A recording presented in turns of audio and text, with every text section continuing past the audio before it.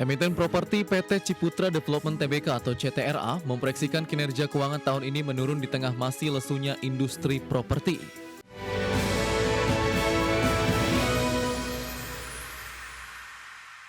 Emiten properti PT Ciputra Development Tbk atau CTRA memproyeksikan kinerja keuangan tahun ini yang menurun di tengah masih lesunya industri properti. Ya, meski demikian perseroan tetap optimistis mampu menjaga target penjualan melalui peluncuran proyek baru dan strategi diversifikasi. Emiten properti PT Ciputra Development Tbk atau CTRA memproyeksikan kinerja keuangan tahun ini menurun di tengah masih lesunya industri properti. Meski demikian, perseroan tetap optimistis mampu menjaga target penjualan melalui peluncuran proyek baru dan strategi diversifikasi.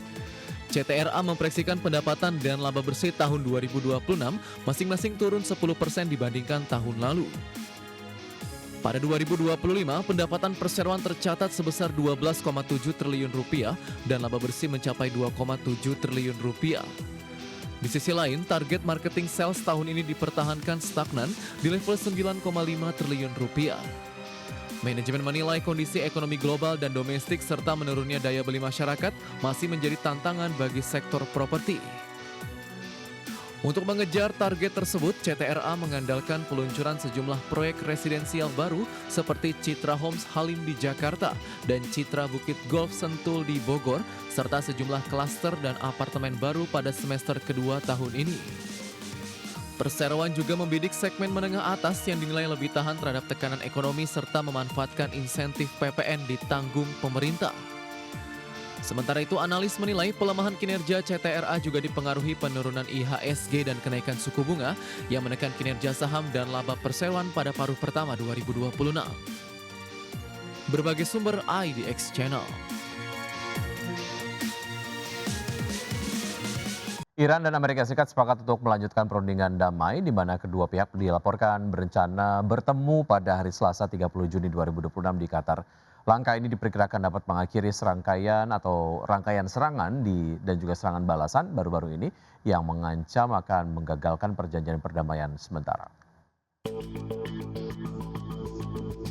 Iran dan Amerika Serikat sepakat untuk melanjutkan pembicaraan mengenai perselisihan mereka atas Selat Hormuz menurut laporan Axios yang dilansir Reuters pada hari Minggu 28 Juni 2026. Langkah ini diperkirakan dapat mengakhiri serangan balasan yang mengancam akan menggagalkan perjanjian perdamaian sementara. Axios melaporkan kedua pihak berencana bertemu pada hari Selasa 30 Juni 2026 di Qatar.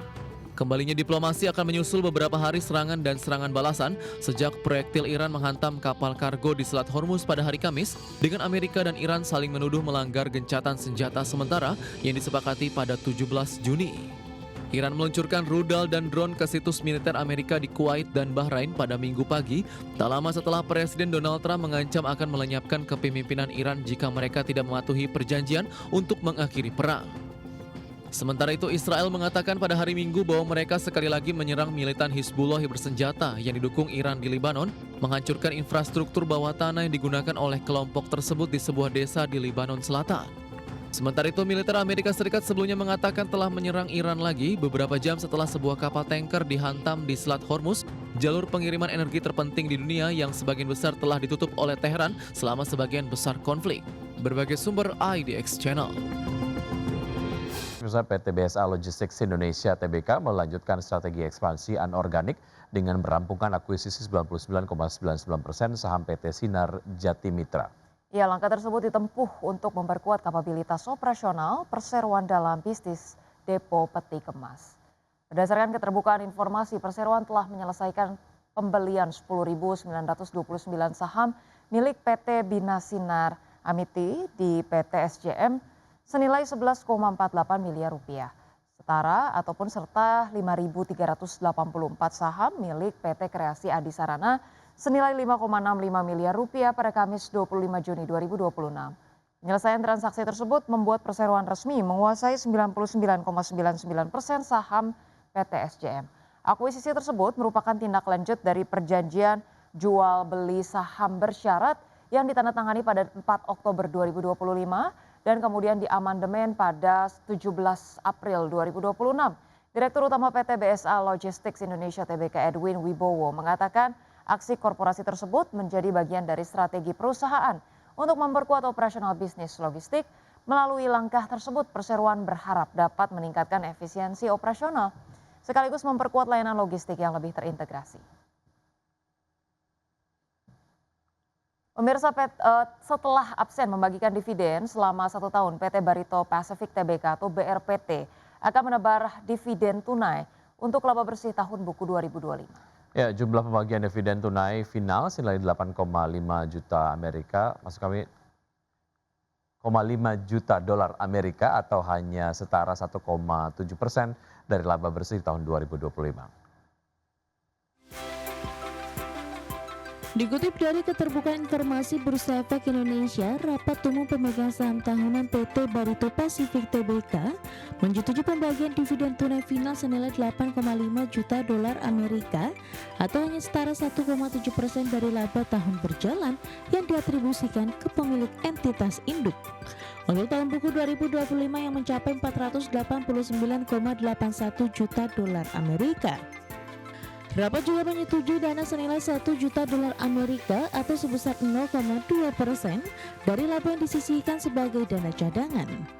Manajemen Persero mengatakan sisa 480,3 juta dolar Amerika atau setara dengan 98,1% akan dicatat sebagai laba ditahan untuk membiayai kegiatan usaha perseroan dan entitas anak. Setelah absen membagikan dividen selama 1 tahun terakhir, Persero membagikan dividen di 2024 dari laba tahun buku 2023. Pada saat itu Persero menebar dividen sebesar 5 juta dolar Amerika atau setara dengan 19% dari laba bersih. Selain itu, RUPST menyetujui untuk memberikan kuasa dan wewenang penuh kepada Direksi Perseroan untuk menentukan jadwal dan tata cara pelaksanaan pembagian dividen tunai tersebut serta mengumumkannya sesuai dengan peraturan perundang-undangan yang berlaku. Diketahui di sepanjang tahun 2025 Persero berhasil membukukan laba bersih sebesar 489,81 juta dolar Amerika, meroket 767,3% dibandingkan capaian tahun buku 2024 senilai 56,48 juta dolar Amerika Serikat.